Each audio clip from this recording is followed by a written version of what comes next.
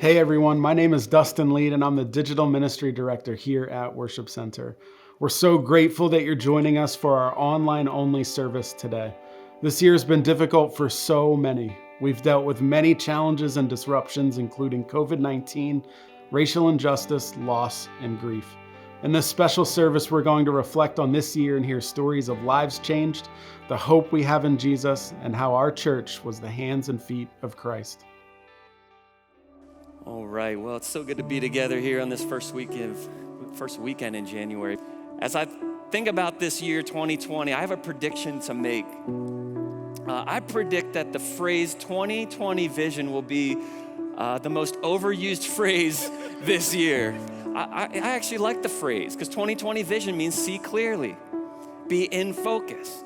What if the year 2020 for us here at Worship Center was the year where we would decide once and for all, would be our resolution, and we would be fully convinced that God is able to do whatever He promises. As you know, since last Friday, the number of known COVID-19 cases in Pennsylvania has grown from 2 to 22. So beginning tomorrow, Friday, March 13th, we're going to begin significant and decisive social distancing.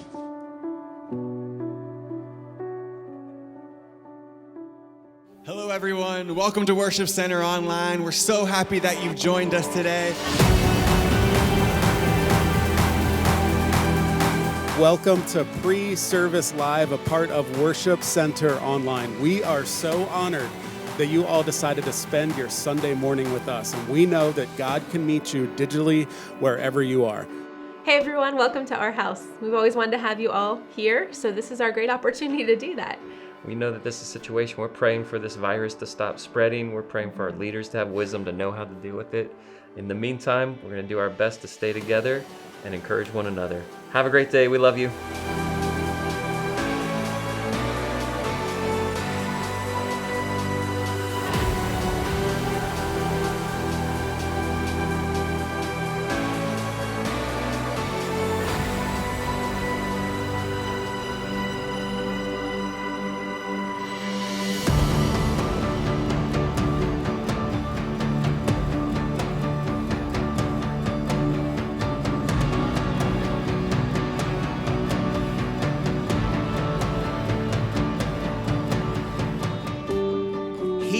Rescue you from every trap and protect you from deadly disease.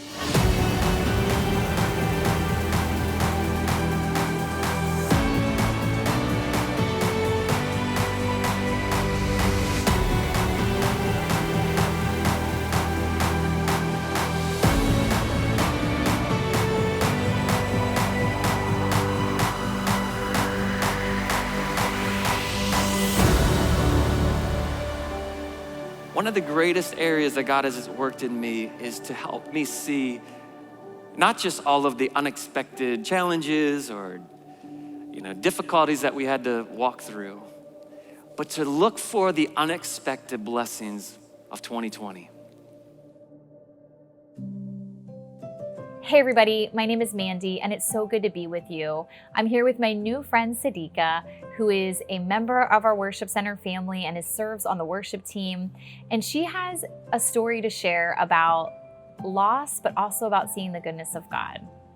Hey Sadika. Hey Mandy. So do you want to just kind of set us up with, this year started, I think we all had a lot of high hopes. I don't know if you also had a lot of high hopes. Yeah. And it definitely took a turn. In lots of ways for lots of people. And so for you specifically, can you just kind of share how your year started? Well, 2020 started like, any other year.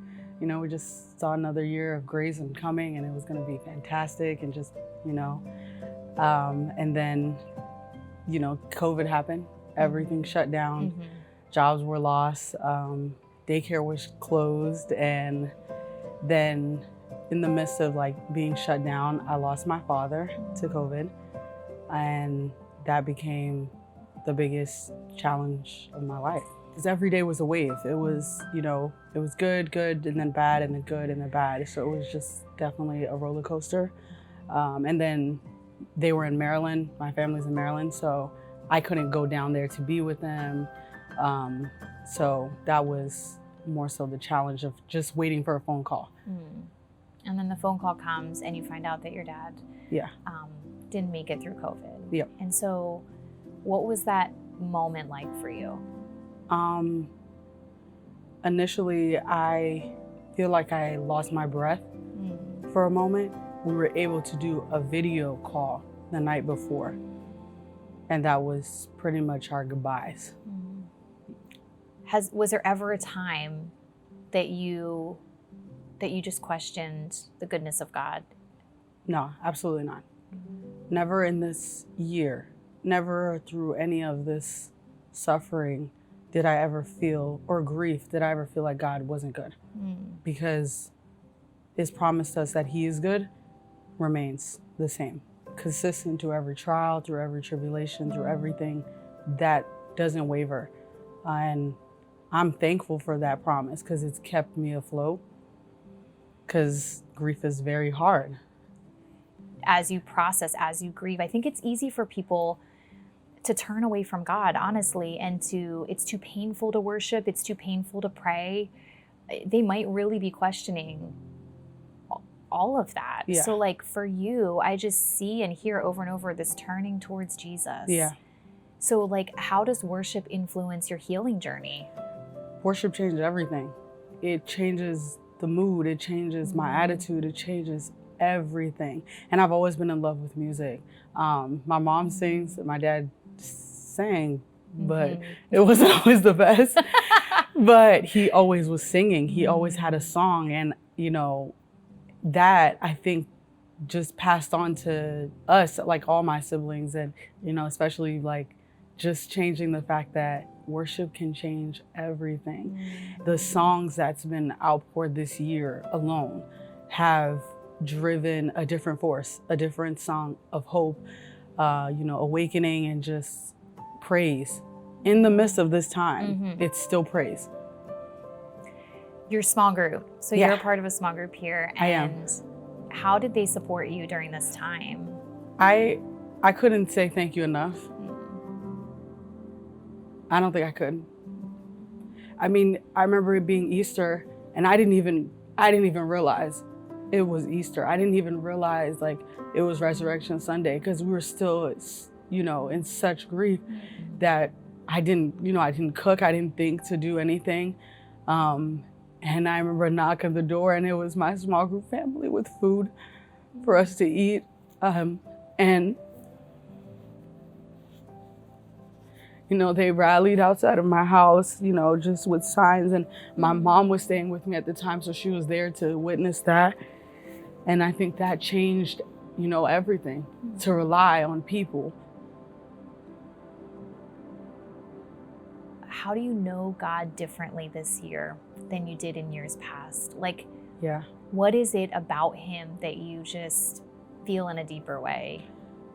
I understand Him. And it's everything He does is with purpose, with reason, and it sets a course for the rest of the will of He has for your life. And I know this year has changed that. Like, it's just knowing that He's still awesome and He's still a promise keeper. He's a light in the darkness. I mean, not even to repeat just that song, but that is what He is. And it has been an outpour of Him showing me that this is gonna hurt, but there's a reason, there's a promise. Do you think there are lessons and things we can only know in the hard times or in the valleys, you know, like that we just can't learn on the mountaintops? Yeah, I kind of say that too. Like, you know, there's things that we're just gonna experience that's gonna either, it's gonna transform us as Christians. I don't think it's necessarily made to really break us whole, because if we look at scripture, like my favorite verse, my script this year was Romans 8, verse 18. And just that is what I feel like, the glory that is to come. I love that. And the last thing I want to ask is, for the person who's listening or watching that maybe doesn't have a solid community, maybe doesn't know Jesus in this way of comforter, friend, promise keeper, like, what would you say to that person? Yeah, I would say I know. I get it. I know how it feels. I would say God is still good. He knows what he's doing, and the promise of heaven is so much sweeter than this earth. And that's what I rely on, and understanding that there's a paradise that I know my Father's resting in, so much better than what we're going through in this time, in this world now. It's okay to feel it, but know God is still good. Rely on that alone, because the scripture said it, so he won't fail us. Thank you for sharing all of that. Thank you for, I think, just so much encouraging words that you shared for people who are experiencing loss, death, suffering, all of it. I think you've given them a lot to think about. And so anyway, just thanks so much. Yeah, no problem. Thanks for having me. Mm-hmm.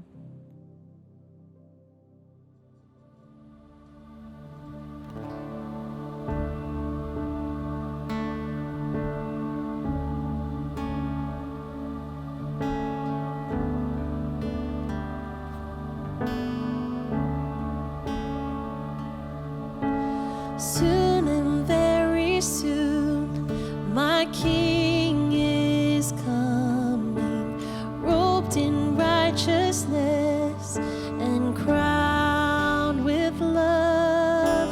When I see him, I shall be made like him soon and very soon. Soon and very soon, I'll be going to the place he has prepared for me, and there my sin erased, my shame forgotten. Soon and very soon, I will be with the one I love. With unveiled face I'll see him, and there my soul will be satisfied. Soon and very soon. Soon and very soon, see the procession, the angels and the elders round the throne, and at his feet I'll lay my crowns, my worship. Soon and very soon, and I will be with the one I love. With unveiled face I'll see him, there my soul will be satisfied. Soon and very soon. And though I have not seen him, my heart knows him well. Jesus Christ, the Lamb, the Lord of heaven.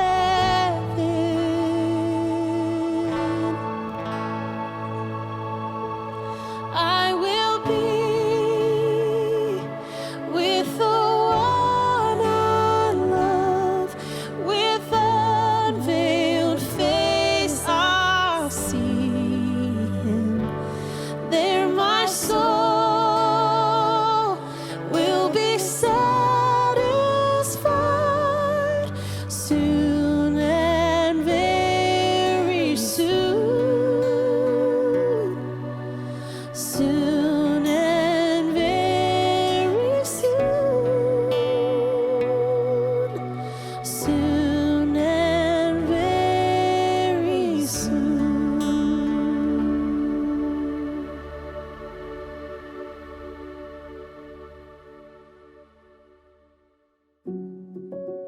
in moments like this, I'm so grateful to be a part of a church community that stands together in the valleys and the mountaintops. And just for those of you who are family to or loved ones to those who have passed away, I just want to pray peace over your home, peace over your family in the weeks and the months to come. You know, scripture says that Jesus is close to the brokenhearted.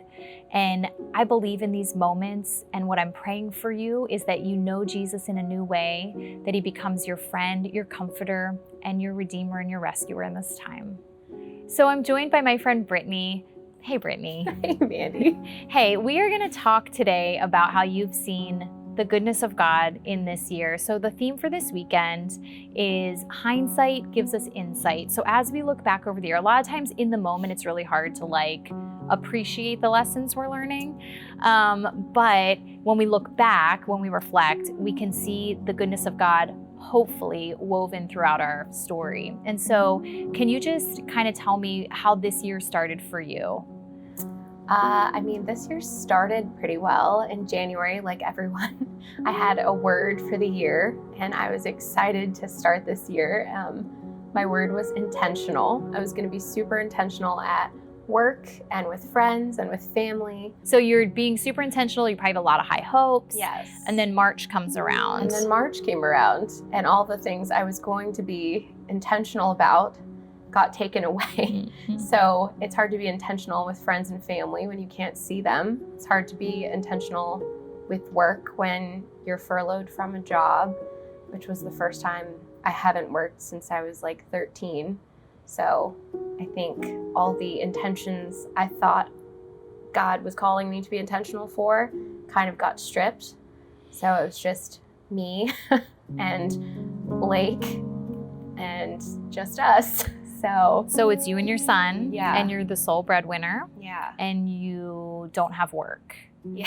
So tell me, how did that impact not just your emotions, but also just your relationship with God? What was that like for you, that moment? I think initially I feel like I try to feel things that I'm supposed to feel. So initially I think I was I know that I can trust God, so I trust him, and I know that I can have faith, so I have it. And it's not right to doubt, so I'm not going to doubt. And I think in trying to suppress those things, I started to realize it's really hard for me to not have control of my income and not have control of when I see the people I love. I do not do well with having a lot of personal time to myself. I haven't had that much personal time to myself in a long time. So it's either when I was with Blake, I was able to be distracted, but if he was with friends or visiting with his dad or whatever, I was just alone. And I don't do well, I guess, alone, which I don't think I realized until I had to be alone. But I think it forced me to be alone with God. And I think it forced me to realize that maybe, even though I thought I'm not this big control person, that maybe there was more I was holding on to than I thought. And maybe his intention wasn't for me to be intentional with everything around me, but to be intentional just with him and to truly have to be still. And I have that tattooed on my wrist to remind myself to do it, but it's harder than I thought. I don't think I realized that it's really hard for me to just truly have no choice but to be still. And well, I don't think you're alone. I think so many of us, we like to stay busy because once we stop, it's we're left with ourselves and we have to actually think about things and reflect on things. Yeah. And that sounds that's kind of a gift that you were given this year that maybe you didn't even know you needed. Yeah. And so as you're journeying through that and you're dealing with a job loss, someone in our church family wanted to give a gift, wanted to give some money to someone who could use it. And can you just tell me about being the recipient of that kind of gift? What was that like? At the time, I think I was just really praying that God would provide and that I would have the patience to wait for his provision and the faith to know sometimes God doesn't provide exactly when we need it or when we feel we need it, but he always does provide. And even though it would have been nice to have a cushion maybe a couple weeks before I had it, it made me that much more grateful for it when out of the blue it came along from people I didn't know. And I really wanted to know how they knew that I needed help, because the part of me that doesn't like to accept help didn't feel like I was worthy of accepting their help. But they made it very clear that like this was a gift to them to give to us. And whether I ever see them again or not, like we're never going to forget that they were Christ to us in a time where we were literally praying for Christ to provide, and he did through them. So it was it was God's provision, and it was a learning opportunity for me to accept help. And it was a teaching experience for me to teach Blake, like God does show up for us. And sometimes it's through friends and sometimes it's through strangers, but like we're all God's family, and family comes together. And I think we really just felt like, as big of a church that this is, that we mattered in that moment. So I love that. So what would you say to the person, because the reality is this year is still hard for a lot of people, and jobs come and go, and people don't know what their income's going to be like. So what would you say to the person who is struggling right now, who maybe doesn't want to ask for help, who might be doubting that God even sees them? What would you say? I think I would just, if this year has taught me anything, it's just that when everything feels out of control, that God can still be trusted, and he's still in control, and you're not alone, and you're not unseen. It can be really hard to wait, and it can be really hard to feel like there's no way out, but there's never been a time that God hasn't come through. So I think even now for me, it's not like everything is concrete. Like there's still struggles, there's still these times, but I can look back and say like, I know that I'll get through these struggles because God came through for me before, and I can trust in the promise of what he's done. Even if I don't know what the future holds, I know who God is in my present, and I know who he has been in my past. So I would just say to not give up, and they're not alone at all. And it's not wrong to struggle. It's not wrong to feel not okay. It's just what you do with those feelings. So how is your relationship with God different at the end of 2020 than it was at the beginning? Oh man.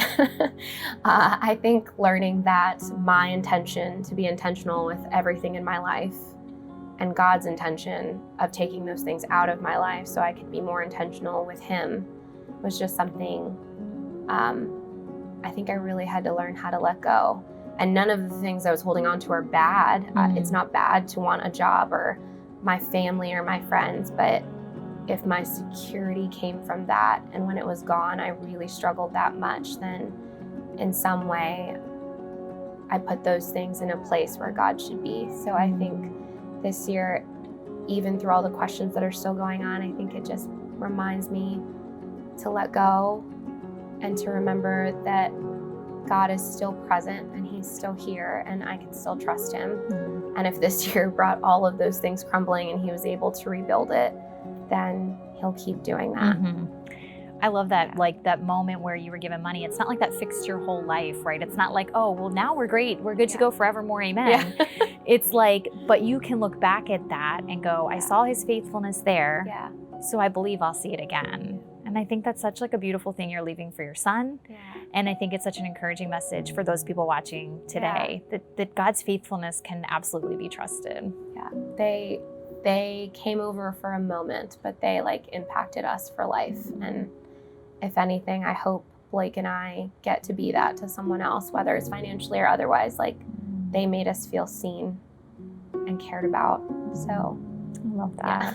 Thank you so much for sharing that. I know that it's going to impact so many people and encourage them and give them hope. So thank you. Thank you.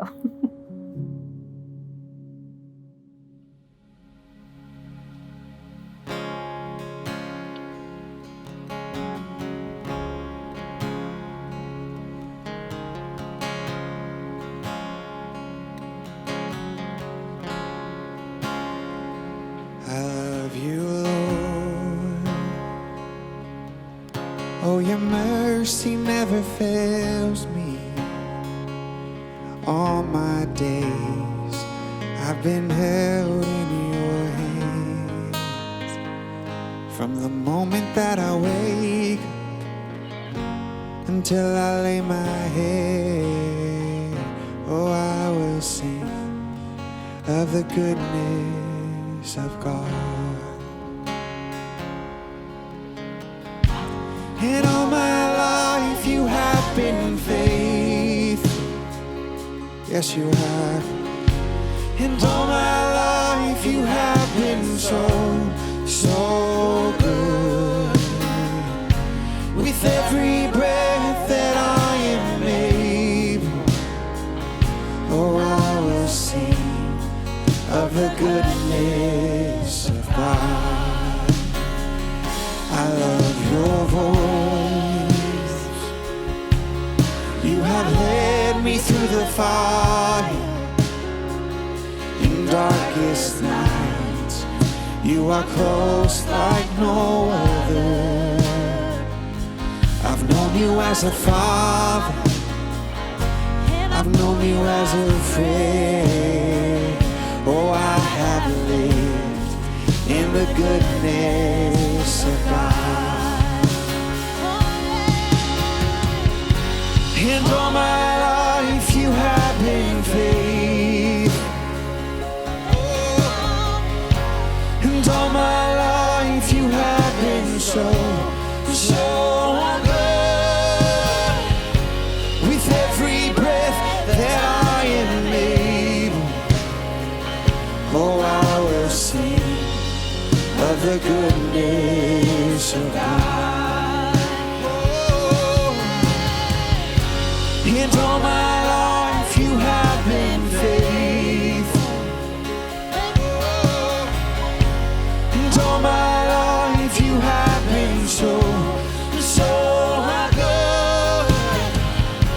With every breath that I am able, yes, I will sing of the goodness of God. Yeah.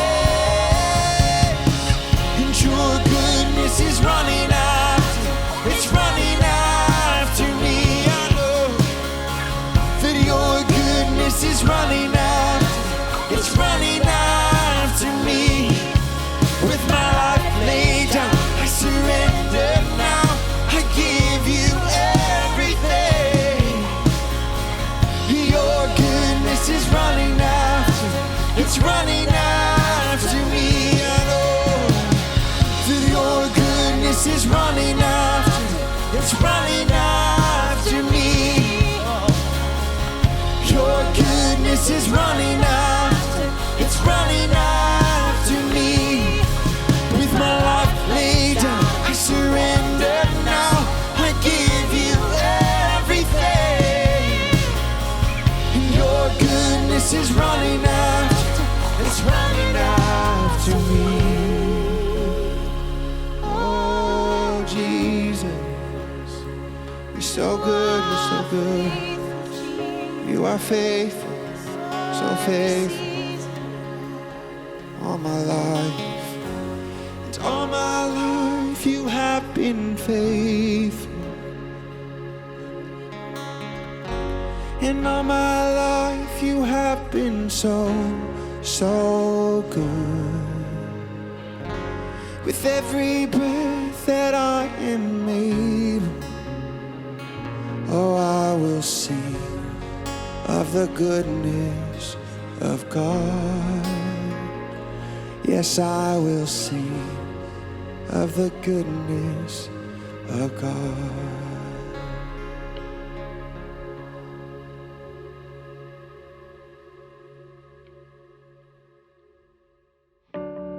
All of Worship Center's ministries are made possible through God's grace and your generosity. If you'd like to give, we have a couple of different options for you. You can visit worshipcenter.org and click the Give button, and you can give by texting the number on the screen. Many people in our church family like to do some special giving at the end of the year. If you are making a year-end gift to Worship Center this year, here are some important logistics if you want the IRS to recognize your gift in 2020. According to the IRS, if you want your gift to be credited towards your 2020 giving, it must be given online at worshipcenter.org or postmarked by December 31st. Thank you so much for your generosity.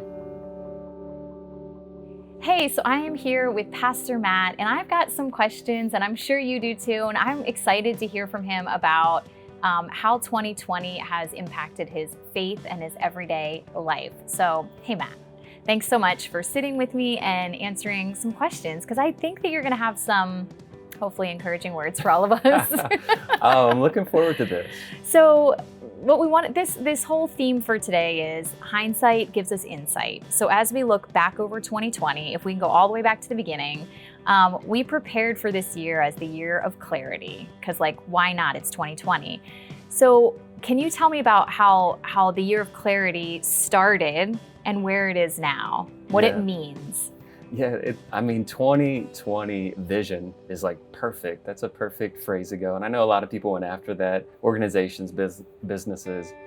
And as a church, we kind of latched on to that as well. Start of a new decade, even the end of 2019, our exec team met for a 2-day retreat. And we looked at, how can we bring clarity to our vision? We just had so much expectation going into 2020 for Worship Center, for reaching people, for, strengthening our mission, which is to lead people to a growing relationship with Jesus and help them find their purpose in Him. So, we laid out a really great, my opinion, a really great plan for 2020 and beyond. And here we are at the end of the year. And how do you describe this? Would you still call it a year of clarity? I would definitely call it a year of clarity, not just for me personally, for our church. I would say for our world. So many of the things that we place our comfort or find our comfort in and find stability in have been removed. You think about the response to a pandemic is to socially distance. That has incredible impact on people's lives. I think the response to this pandemic actually has really uncovered what is important in life and some of the things that maybe people in general spent so much time in. A lot has been changed and disrupted. There was a lot of things out of our control. And I'll never forget back in March of this year, which feels like so long ago, I was meeting with a group of lead pastors from the state of Pennsylvania, some of the larger churches in PA. We meet about twice a year. We were in State College, and it was like the week where the NBA was shutting down, a lot of colleges were shutting down. Then we heard that Disney World shut down, and there's about 10 of us around this in this conference room, and someone said, "Hey, I just got a notification that NCAA basketball tournament shut down," and we're just like, what is going on? So we actually cut that short. We cut our time short, and there are detours in life. And if you think about a real detour, it's either a planned detour or an unplanned detour. If it's a planned detour, you're doing road construction, there's time to put signs out, you can get around that, and you generally can trust that those signs will take you back to where you were going. An unplanned detour might point one direction, but you kind of have to figure out your way back. And we live in a world right now where you can, type in your destination in your phone and pretty much go back, but there's not really that in reality. But that's why we have the Holy Spirit. And I think that's where we can find our hope, where we can find peace, even in the midst of uncertainty, even if a detour takes longer than we think it should have, or if we're in the middle of one, you're not sure how long a detour is going to last. I think that God can actually meet you in that moment rather than waiting till you get to your destination, because it's really about the journey. That's kind of cliche. It's about the journey. That's where we grow. And I think for this year, for me, that verse, James chapter 1, that is somewhat familiar. Consider it pure joy whenever you face trials. And that's a great verse to memorize. But I think this year you've had to put that in practice. And I can say, I did not consider a lot of these trials pure joy. I considered them pure frustration, pure challenges, pure annoyances. So to really put that verse into practice, one of the things I think I was reminded through this is the next verse, or right after that, it says, if you need wisdom, ask God who is generous, and he will give it to you. I love that. So like, even if it doesn't feel like there are signs that clearly tell you where to go, we do have the Holy Spirit that actually can guide us in the next right step. We might not get the next 10 steps, but we get the next. Yeah, people of faith are made for this moment, and we might not realize it, but we have a God who 2020 did not take God by surprise. And knowing that you were made for this moment, you were made for such a time such as this, and you have what it takes to get through it. That's such a different perspective than I think one that we could take, which is to hold our breath through the detour or to hold our breath through the hard time until it gets better. And I think if we live like that, we miss out on a lot of really great stuff. So what would you say to the person who's like really banking on 2021 to be their year? Yeah. Well, I heard it said recently that for 2021, people should, and especially leaders, should lower the bar for their expectations, which I don't know if that's good advice or not, because most leaders want to be aggressive, and I think most people want to live with expectation. But I do think there's a danger to thinking that going from December 31st to January 1st, 2021, that everything's going to magically be better. And instead, I think it would be better to encourage people, what did we learn from 2020? And how can I take those lessons into 2021? So for me as a pastor, I can look back over this past year and think, okay, there were a lot of things that happened that I realized I'm not really in control. And I've had a couple moments when, had those questions, like how do we plan for the future when it's so uncertain? How do we plan budgets, and how do we plan vision to reach people and to impact our community? How do we have a plan for that when it's so uncertain? And that's where I think James would encourage us to ask God for wisdom. And he will show us what are the felt needs in our community. So as we head into 2021, I'm gonna look at what are the felt needs of our community and how can we meet those needs. They're gonna be different than what they were a year ago or 2 years ago. This is part of the adventure of how I think people of faith and the church can have a great impact in communities. And we can take what we learn from not just in trusting God, but also the practice of asking God for wisdom. Simply ask. I would encourage people, if you need wisdom for your life, ask God and then wait for the answer. Do you have an example of a time you did that this year, that you really needed wisdom specifically for something and you felt like, hey, I actually need to just ask the Holy Spirit? And then do you feel like you got what you needed? Yeah, I think there were a couple moments along the way when we were getting mandates from the government of how to walk through, we're a large gathering of people, walking through that, how to handle our Christmas that we just experienced. How do we handle this time as people's lives are being impacted by it, but at the same time, as concerned as I am about people's physical health, very concerned about people's emotional and spiritual health as well, which I think isolation contributes to just people suffering mentally and spiritually. Because as a church, we're designed, the purpose of a church is for community. We grow best when we're connected with other people. And so we can do that online, we can do that through small groups.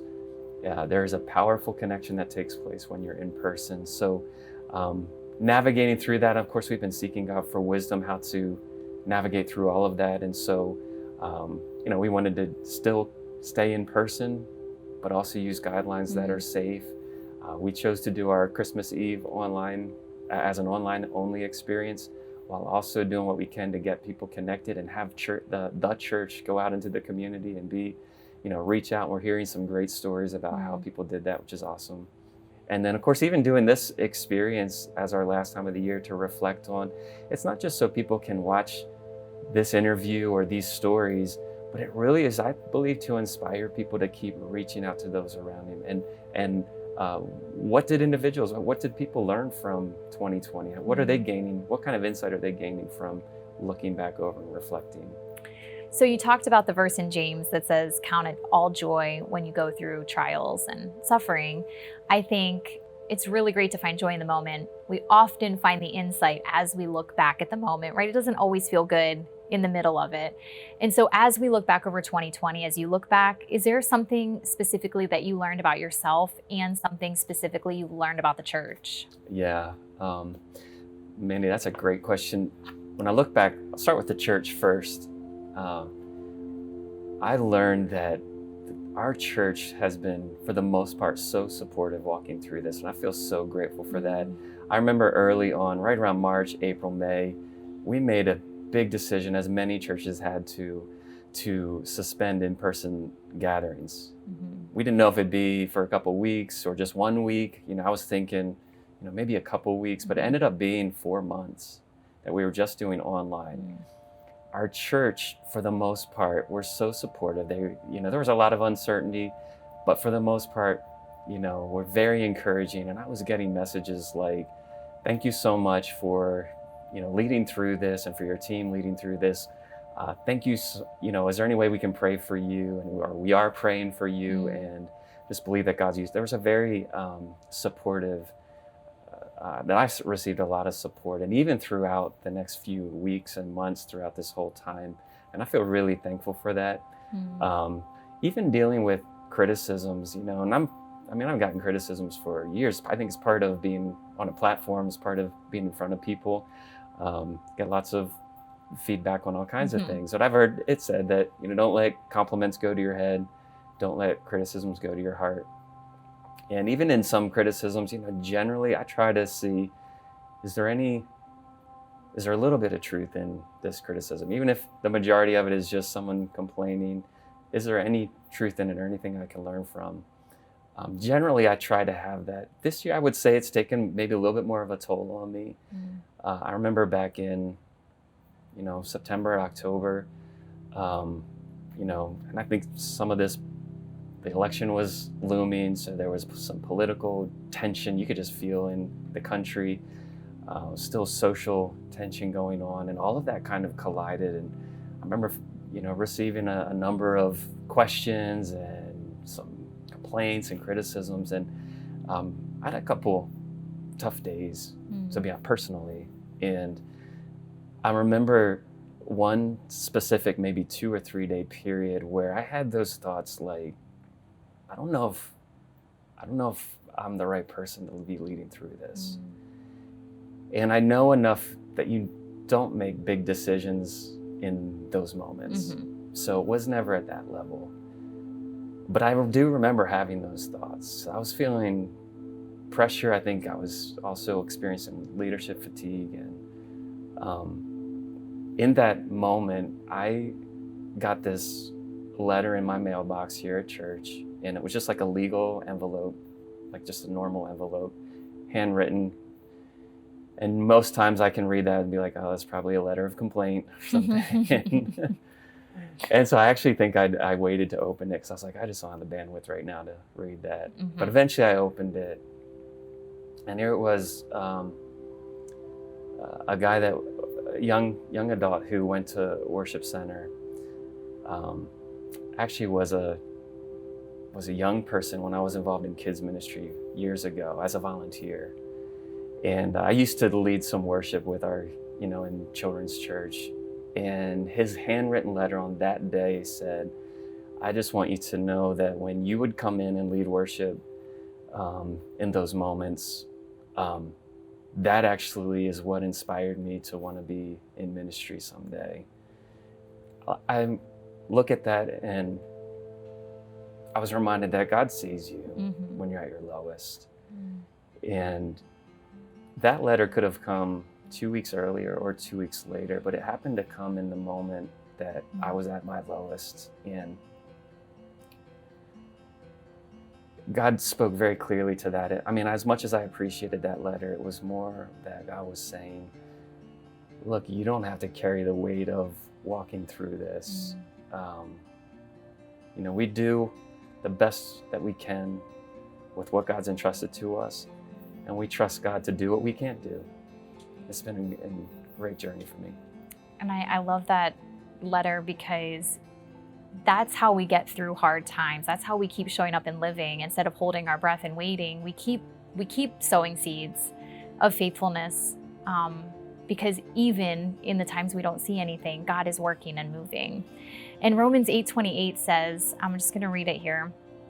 Romans 8:28 says, and we know that God causes everything to work together for the good of those who love God and are called according to his purpose for them.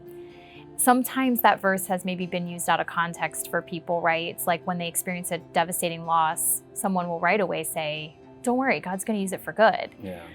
And that can feel too soon. It can feel insensitive. It might be too soon to see the light at the end of the tunnel. So what would you say to someone right now who might need an encouraging word about the fact that God is moving on their behalf? Yeah. I mean, it is a verse that I think a lot of people use, but I think you go back to that. God uses all things, means the good things and the bad things. Maybe we think right away about the bad things, but God also uses the good things to help us grow. 2020, for some people, their lives weren't really impacted by it, but maybe because God's given them stability through it, they're able to grow and help other people grow. For other people, 2020 has been detrimental if they've had to deal with the loss of a loved one due to COVID-19, maybe a job loss, maybe a relationship that's strained, homes that there's been pressure put on homes because people are spending a lot more time at home. And for some people, maybe that's been a good experience. For others, it could be hard. We go to that and trust that God will use the good, the bad, the ugly, and He uses all of that to help us grow. I think it gives us a little bit of perspective in not expecting that everything is going to just work out fine. And if it doesn't work out fine, that means God's abandoned us or God's abandoned someone. But as we talked about earlier, I think a detour, if we get in the posture saying, God, I'm living my life with an open hand, means not just resources that I have, but my life's experience, the past, my family relationship, everything that I have is His. And I want to grow through this. I think, again, that posture of surrender in the good, the bad, and the ugly, it keeps us in a place that I believe will help us grow through it. And we might look back and think, wow, how did I get through that? And you just say, it's just the grace of God that got me through it. And the fact that we're still standing here today is a testimony to God's goodness. Yeah, something you said about maybe God's abandoned us. So we know God doesn't abandon us, but sometimes it can feel like that. So what do you say to the person who might think that ongoing suffering or prolonged suffering indicates the absence of God's love? What do you say to that person? I would say it's, again, you when those thoughts come in, you have to go back to what truth is. And that's why I would encourage people to get in God's Word. I like to encourage people to, what is your script? What's the script that you're looking at? For an actor or an actress, they have a script that they have to follow. And it's, most of the time, it's not to memorize, but it's to know their character. If you take that out of that world and put it into the life of faith, we've been given a script called Scripture. I would encourage people to dig into God's Word, find those verses that you can hold on to, think about them, memorize them, speak them out loud. There's power when you hear yourself speaking the truth of God's Word. It begins to change you on the inside, changes the way you think, it changes your perspective on what you see, what you experience. And I just want people to experience that. So if there's one thing, one takeaway from this whole segment, what would it be? If you want everyone to just know one thing. The local church is the hope of the world. I believe it's where Jesus said, I'll build my church. The gates of hell won't stop it. My humanity's not going to stop it, thank goodness. The pandemic's not going to stop it. I am more optimistic about the church, the local church, being the hands and feet of Jesus than I've ever been, because I see the needs, as the needs have gotten more in our world. I would say hopelessness has gotten more in our world. The church has an opportunity to come in and meet people and walk alongside people. Jesus, when He looked at the crowd in Matthew chapter 9, I think it is, He looked at the crowd, He said, I see them, they're lost, helpless, like sheep without a shepherd. So what He was saying is, people are like sheep, they need a shepherd. The local church provides an opportunity for people to come together, learn and grow from one another. And we need that relationship more than ever in these unprecedented times. And even unprecedented And times. yeah, absolutely. And as I'm anticipating and looking forward to 2021, I want to invite as many people as possible to get engaged in the church, in a community of faith. It's not an institution. It's not even an organization, even though we want to be organized. But that's not the point of it. It is a community of people in all different, parts of their journey of faith. And if we can walk with people together, I believe that our best days are ahead. If you made the decision to follow Jesus, it is the best decision that you can ever make. So text us. Text 717-366-7226. Text the word alive. We would love to connect with you. You can also check out worshipcenter.org/firststeps, where you can read information about what it looks like to follow Jesus. Also, text us if you need prayer or if you need support. We have pastors that will get in touch and support you.